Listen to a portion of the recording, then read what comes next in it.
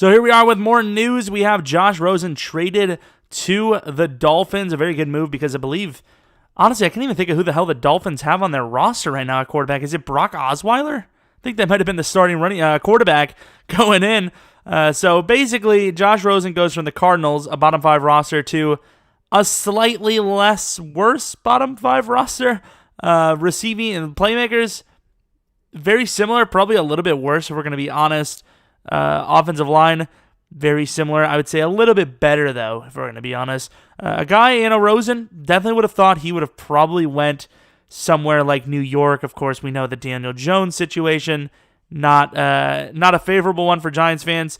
I would say most Giants fans would have much rather getting rid of, their second-round pick for Josh Rosen and maybe getting like a 4th out of it.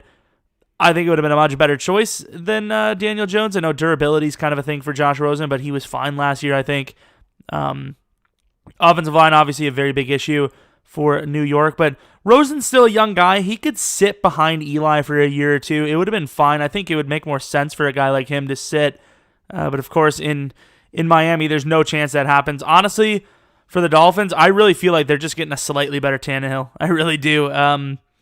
I think it was still a good decision. The Cardinals, they did the best they could. They really wanted Kyler. They took him.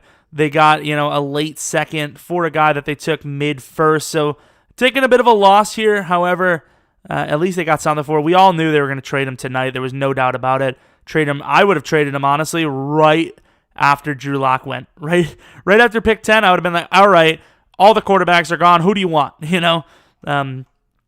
But I think it was a good move for both sides, I suppose. I feel like they probably could have gotten a little bit better of a second round, though, no? I can't remember what teams were really there. Maybe the Bengals instead? Surprised they didn't try to contact the Bengals on that one. I don't know, maybe they offered and they didn't, they weren't having it. But I don't know. I think Josh Rosen is in a really bad spot again. I don't think Rosen has had a very fair shake so far. Obviously, that's kind of the way the NFL goes, but when you're picked in the 12 to 15 range, you expect to go to a team that has some pieces, maybe has a team that they're, maybe a good quarterback could change that, but he's going into another really bad situation.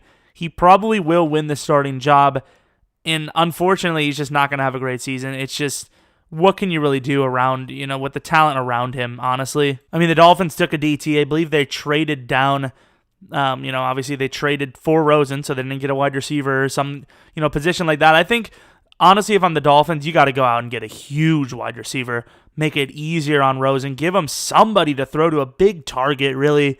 And I don't know. I don't remember who they signed in free agency, in fairness. I forgot they did actually go for Ryan Fitzpatrick, so maybe it's not going to be as easy as I thought it would be for him to win the job.